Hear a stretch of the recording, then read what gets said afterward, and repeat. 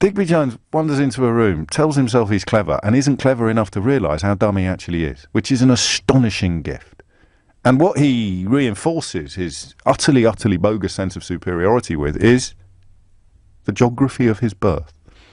So he sits there and he thinks, well, what do you need to win these negotiations?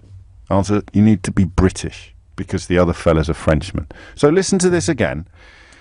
What's that phrase in Ozymandias, the Shelley poem? Is it look upon these and weep? Listen to this again and weep.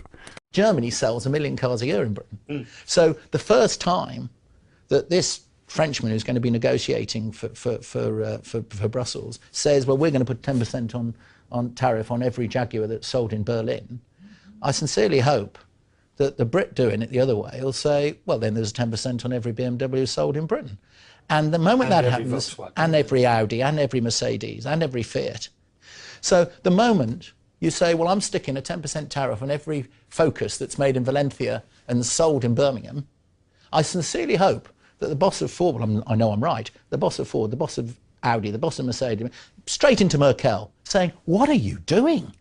And I think it'll be zero tariff, not because Britain wants it, but because it's in no one's interest that it doesn't happen. How can somebody like that still be in the public sphere? Because we know now what the boss of Ford has said to the Prime Minister. The boss of Ford has said to the Prime Minister, if there's a no-deal Brexit, which would potentially create the no-tariff scenario, which Digby Jones is talking ignorantly about, by accident, not for the reasons he explains, then the head of Ford has said that they would move production out of Britain.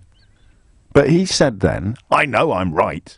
And the producers, many of whom I love and count among my closest friends, are still phoning up clowns like this and asking them for comment. So if you need to understand why the madness is unravelling in the way that it is, why is it 44 days to go? We don't know what Brexit means. The answer is because we keep putting people like Digby Jones on the television.